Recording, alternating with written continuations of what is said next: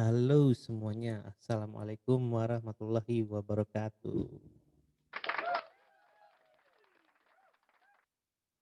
Asik. Baik, welcome to my channel again. Selamat datang kembali ya di dalam channel saya. Dalam video kali ini saya ingin, sharing mengenai, SEO ya, Search Engine Optimization. Di mana biasanya, materi ini ada di dalam mata kuliah web design atau mata kuliah berbau-bau, tentang strategi marketing gitu ya, web marketing. Baik, seperti apa sih search engine optimization itu?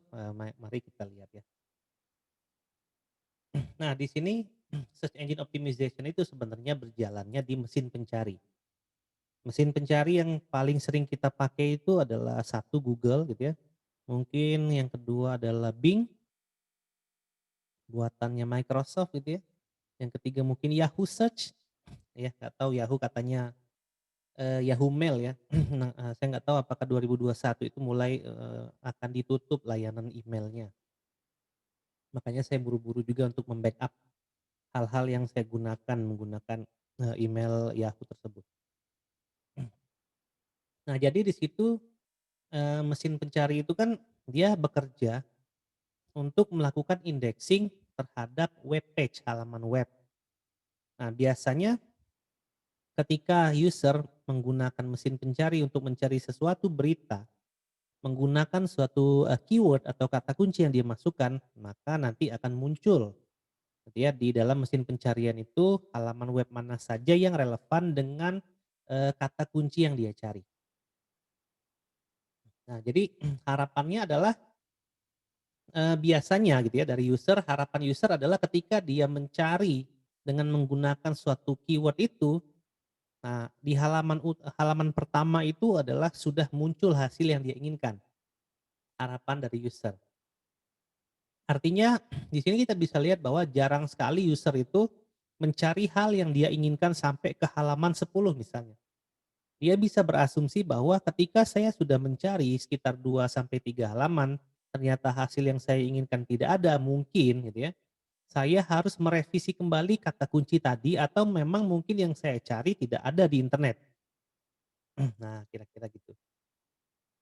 Nah, jadi, kita, punya istilah di sini adalah viewer organik. Pengunjung organik artinya pengunjung yang menggunakan mesin pencari ketika menjelajahi suatu web. Nah, dalam dunia entertain entertainment, ya YouTube lah gitu ya, biasanya dikenal, sebagai user organik ya. User organik itu adalah pengunjung yang dia menggunakan mesin pencari untuk mengunjungi suatu halaman gitu ya. Nah, di sini biasanya kita, mencari sesuatu itu menggunakan ke kata kunci ya. Biasanya, semakin unik kata kunci yang kita pakai, maka semakin, jelas pula apa yang kita inginkan dalam suatu mesin pencari. Nah, sebaiknya memang ketika kita melakukan pencarian di mesin pencari, kata kunci yang kita pakai itu jangan terlalu singkat karena nanti hasilnya akan, terlalu general dan jangan juga terlalu panjang. Ya, jadi jangan misalnya teman-teman ingin tahu, masalah mesin lemari esnya rusak, ya udah jadi tinggal cari aja, cara memperbaiki lemari es, udah aja gitu. Jadi nggak usah panjang-panjang, jadi tidak usah bagaimana cari cara untuk memperbaiki mesin es yang rusak apabila ditemukan kerusakan itu adalah dan seterusnya. Sebenarnya semakin panjang kata kunci jadi semakin unik sih, cuman memang nanti ketika si mesin pencari itu akan mencari berdasarkan kata kunci itu banyak kata-kata yang tidak relevan masuk di situ, yang mengakibatkan hasil pencariannya nanti, jadi tidak relevan juga gitu. Nah, biasanya kalau orang ingin mencari sesuatu kan gitu kan, servis lemari es nanti muncul di halaman depan gitu ya. Nah, dia akan memberikan halaman-halaman web yang berkaitan dengan apa yang kita inginkan di sini. Nah, nanti di bawahnya tuh nanti ada berapa halaman gitu ya. Kalau di dalam gambar ini misalnya urutan 1 sampai 10. Nah, artinya satu halaman itu adalah 10, web ya, 10 halaman web yang bisa kita buka. Dari sekitar 62.500 hasil telusur, artinya ada berapa halaman, ya tinggal dibagi 10 aja ya. Kalau satu halaman itu adalah 10, maka ada 6.250 halaman. Apakah ada yang berminat untuk mencari di halaman 4.350? Ya enggak ya, biasanya, orang sangat jarang sekali untuk membaca di halaman kedua ataupun halaman yang lebih besar. Nah, kenapa SEO? Sebenarnya dari pemilik website gitu ya, yang dia inginkan adalah halaman dia munculnya di halaman depan, halaman utama, atau istilahnya page one gitu ya, halaman utama, bukan di halaman 4.350 gitu ya. Karena apa, ketika, website itu diklik sebenarnya pengunjung website itu bisa menerapkan AdSense ya, iklan ya di websitenya, di mana iklan itu nanti berpeluang besar untuk diklik dan dia akan mendapatkan rupiah dari iklan itu. Nah, itu salah satu tujuannya gitu ya. Tujuan yang lain adalah biar, produk dia atau perusahaannya dia sebagai pemilik website itu, lebih dikenal orang. Nah, itu juga bisa. Ya bisa teman-teman cek ketika di Google, teman-teman cek Apple aja. Ya yang muncul pertama kali itu bukan buah apel ya, tapi perusahaan Apple-nya Steve Jobs. Karena sekarang di Google itu Apple posisinya udah bukan sebagai buah lagi gitu ya. Nah, kira-kira seperti itu juga bisa, menjadi alasan, mengapa, harus dilakukan search engine optimization. Nah, ini adalah beberapa, penelitian orang ya, di mana, presentasi klik ketika menemukan solusi yang dicari dan waktu yang diperlukan gitu ya, untuk untuk apa, membaca artikel itu adalah memang di page one yang paling banyak. Nanti ya, minum dulu. Nah, ketika orang mencari sesuatu, muncul di halaman utama, itu yang paling atas itu, adalah, hasil yang paling sering diklik oleh orang dan orang membutuhkan waktu paling lama untuk melihat website itu.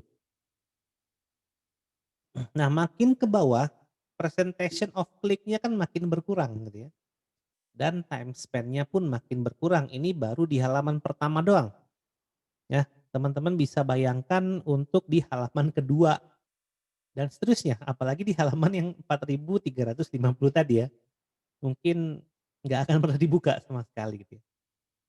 Nah, gimana caranya orang itu berlomba, website dia ketika ada orang yang mengetikkan satu kunci itu berada di page one dan di urutan pertama.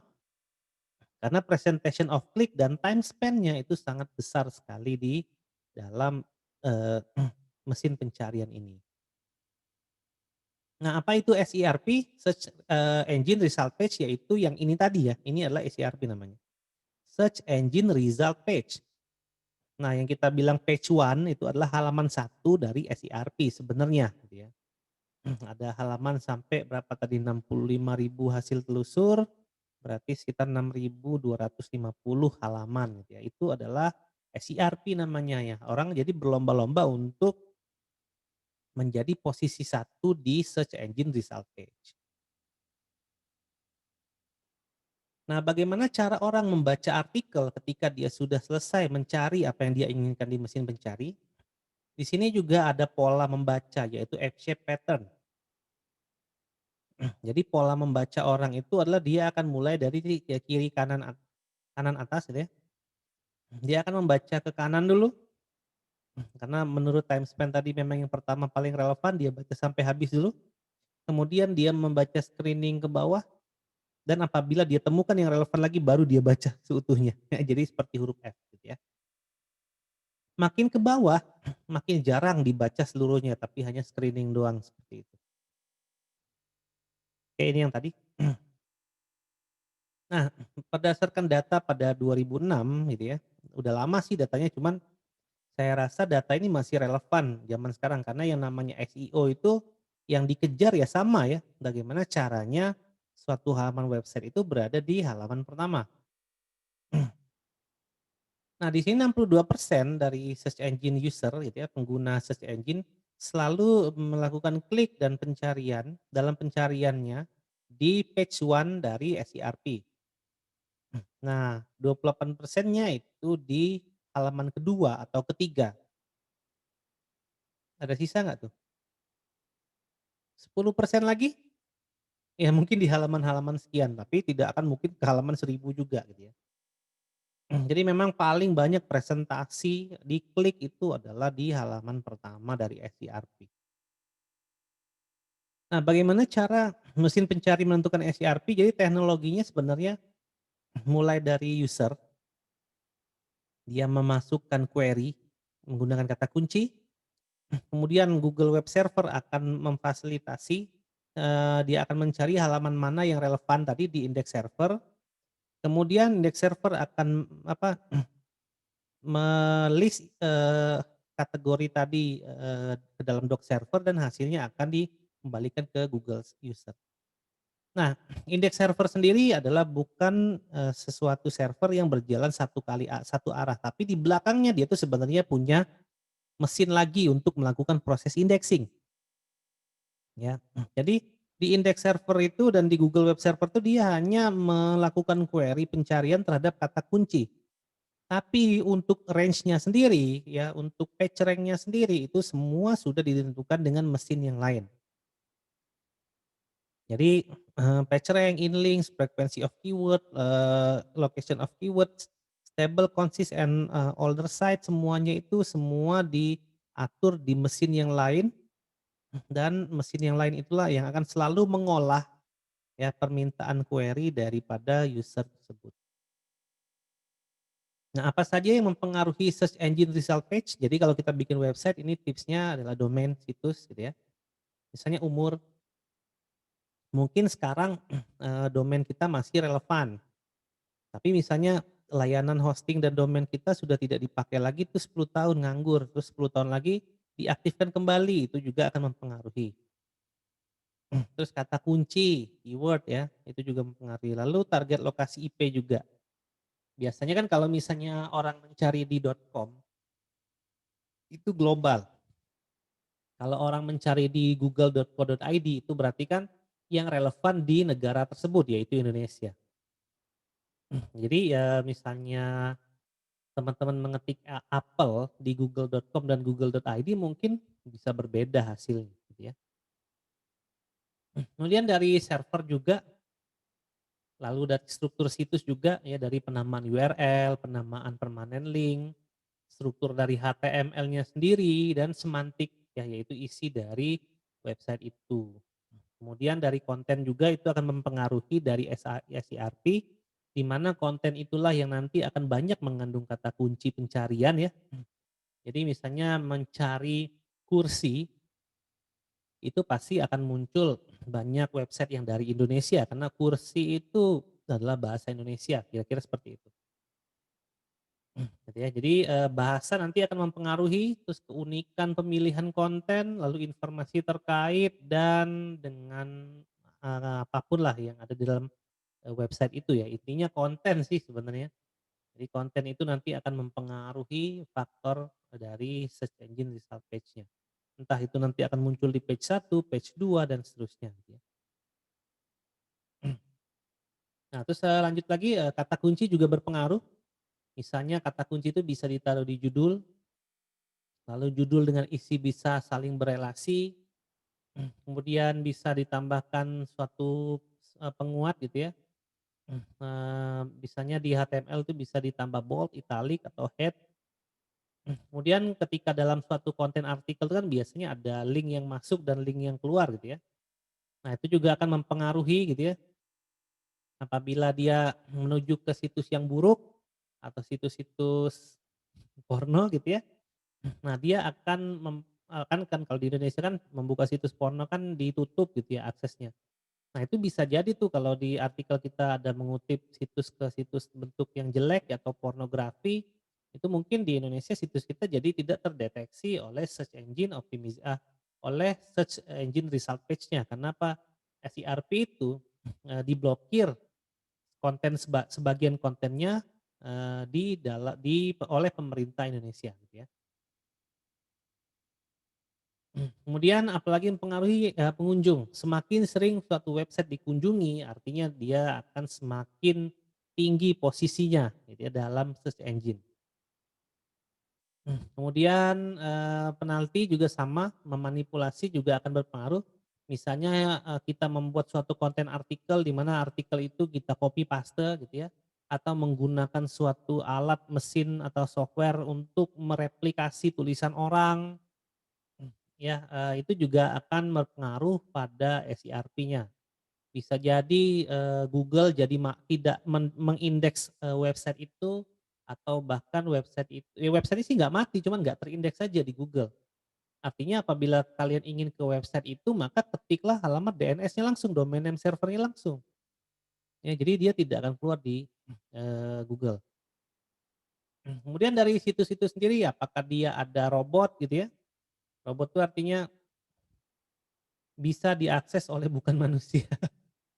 Ya artinya dia mungkin bisa menggandakan diri sendiri gitu ya untuk menambah artikelnya gitu ya.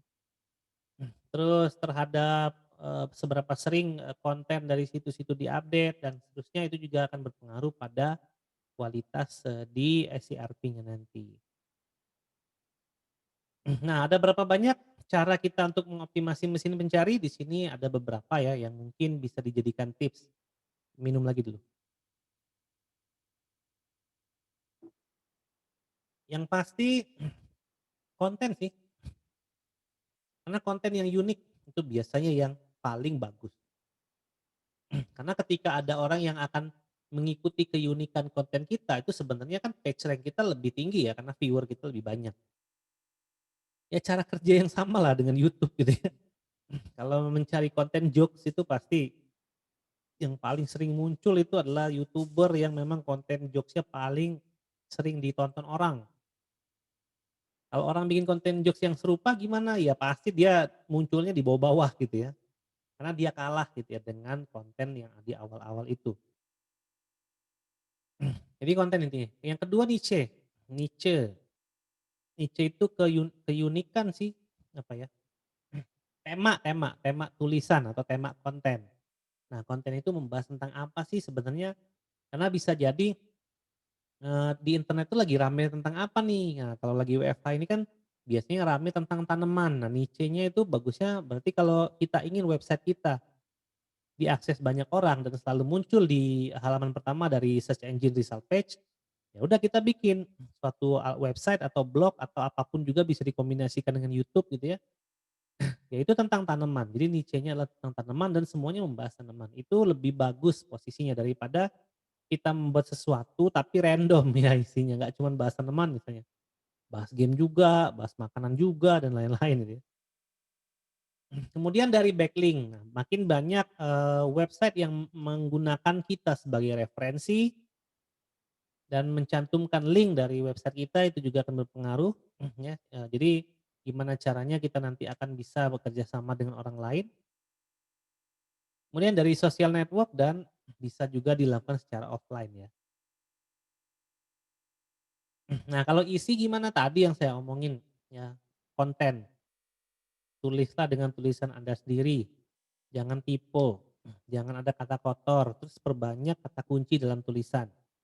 Jangan plagiat, kemudian cari tema yang tadi sedang banyak dibicarakan. Nah, itu niche tadi ya, misalnya tanaman, itu tema umum. Yang lebih khusus dari tanaman apa? Tanaman sundel bolong, bukan, janda bolong, itu nama tanaman apa sih?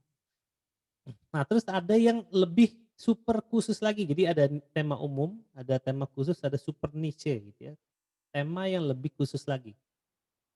Tanaman janda bolong langka, misalnya gitu. Nah, itu sebenarnya bisa meningkatkan, SEO ya, bisa meningkatkan posisi PageRank kita di mesin pencari. Kemudian backlink ya, link kita ada di orang lain, link orang lain ada di kita gitu ya. Jadi itu juga bisa digunakan untuk strategi ya meningkatkan SEO. Nah, backlink itu ada satu arah, artinya website kita itu bisa mengambil link dari banyak orang atau 2 arah atau 3 arah gitu ya. Nah, terus ada PageRank ini juga bisa dicek ya di Google, ya PageRank kita itu sebenarnya posisinya di mana gitu ya. Nah, kalau setiap kita bikin konten, kita bisa share mungkin konten kita ke dalam sosial media, itu juga salah satu caranya ya untuk menaikkan PageRank. Nah, untuk melihat PageRank bisa di sini ya, pakai www.statscrop.com. Di sini saya mencoba untuk melihat fajriumbara.wordpress.com itu blog saya gitu ya. Nah, di sini SEO score saya adalah 57,6 di IP address-nya itu. PageRank saya masih range 0 dari 10 ya, memang jarang dibuka ya. Ya, PageRank saya masih 0. Di situ saya pakai WordPress, saya pakai, Nginx untuk servernya, itu ada deskripsi. Karena di sini memang website saya itu isinya nggak cuma konten kuliah ya, aneh-aneh aja isinya pokoknya. Makanya bahas game lah, bahas curhatan lah, dan lain-lain. Namun ini memang udah lama tidak saya pakai lagi ya, ini sekitar terakhir itu 2016, pernah ganti tema, pernah juga dijadikan yang berbayar jadi fajriumbara.id gitu ya, cuman balik lagi ke WordPress karena nggak saya lanjutin lagi. Nah, bisa juga tadi ya, kita bisa, konten kita bagikan di sosial media,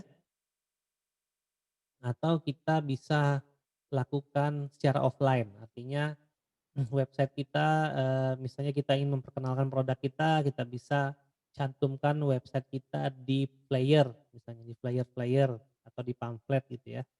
Jadi kita lakukan secara offline. Nah, untuk search engine optimization sendiri sebenarnya ada 2 ya, 2 cara secara umum. Yang pertama yang on page, yang kedua yang off page.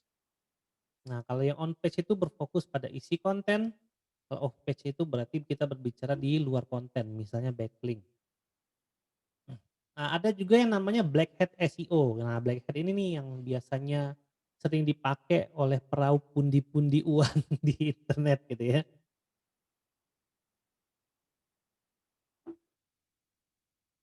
Akun kita kan, kalau kita bikin akun Gmail gitu ya, untuk kita bisa dapat status eligible sebagai pembuat konten, di mana nanti konten kita bisa ada iklan, itu kan tergantung dari berapa viewernya, berapa minat orang dalam itu konten kita dan lain-lain. Nah, biasanya untuk perahu pundi-pundi keuangan ya yang dilakukan di internet itu biasanya dilakukan dengan cara apa ya, black hat ya. Black hat itu kan ada white hat, ada black hat ya. Kalau white hat tadi yang ini nih. Kalau white hat itu kan angel ya, memperbaiki konten, menulis yang baik gitu. Kalau black hat itu enggak. Jadi dia ibaratnya dia mencari jalan pintas. Bagaimana cara agar konten saya itu bisa laku di internet. Nah, cara yang mereka lakukan seperti apa? Misalnya dia membeli link. Ya, dia bisa jadi membeli link. Artinya, tolong dong, website saya itu di kayak ini aja ya, Pak, kayak jasa follower di Instagram gitu ya. Misalnya untuk 100.000 ada 1.000 follower gitulah kira-kira ya. Jadi mungkin dia minta nanti website saya itu tolong dipasangkan di website Anda gitu ya. Kemudian ada domain forgery, dia bisa membeli domain yang mungkin dulu terkenal. Domain itu kan sistemnya sewa ya. Nah, mungkin sewanya sudah habis, tidak diperpanjang oleh pemilik lama dan memang status domainnya bagus dan dia beli gitu. Karena mungkin dia tidak mau membuat alamat domain dari awal. Kemudian ya plagiat tadi, ada situs yang bagus dia lihat, situs itu laku, ibaratnya page rank-nya tinggi gitu ya, tadi dicek pakai pakai website tadi. Nah, dia copy paste tuh isinya. Atau dia gunakan bot atau robot untuk membuat semua artikel yang ada di website itu menjadi punya dia. Nah, ini juga sama nih, kurang ajar emang ini. Terus dia membangun jaringan situs untuk membuat tautan satu arah. atau membuat spam komen, spam konten sampah dan lain-lain. Nah, ini adalah cara-cara yang kurang bagus. Nah, mengapa orang melakukan SEO? Tadi ya, dia ingin menunjukkan produknya, eksistensi dari produknya, perusahaannya, mudah ditemukan di internet, website dia bagus, isinya bermanfaat dan lain-lain, dan salah satunya tadi untuk iklan gitu ya. Jadi bisa iklan gitu ya, ada pay per click, ada referral, ada affiliate ya, iklan berbayar, ada promote, macam-macam lah jenis iklan ya di situ. Nah, itu tadi yang black hat ya. Nah, kalau white hat gimana? Tadi ada on page dan ada off page. Kalau on page gimana caranya? Yang pertama, sebenarnya di on page itu kita sedikit banyak harus mengenal istilah hypertext markup language atau HTML karena dia ada kaitannya dengan itu. Ya, contohnya menambah title tag, lalu menjelaskan meta description karena nanti di mesin indeks itu pertama kali halaman website itu akan dibaca metadatanya dulu gitu ya. Jadi kalau kita buat metadata description di tag head, nah kita kan ngomong HTML jadinya kan, itu akan dibaca terlebih dahulu oleh, mesin pencari. Kemudian alamat URL-nya yang mudah dipahami, terus ada gambar, ada video, ada tag H1, header ya, terus ada kata kunci buat artikel yang panjang dan seterusnya ya. Oke, jadi, contohnya ini title tag, meta description, alamat URL yang SEO friendly artinya yang mudah, jangan alay juga bikin alamat URL ya. Terus ada gambar, kata kunci, terus, kata kuncinya ada di tag header gitu ya. Terus gunakan long tail keyword. Jadi keyword, yang menggunakan 5 suku kata atau lebih. Karena untuk tadi mengincar keunikan.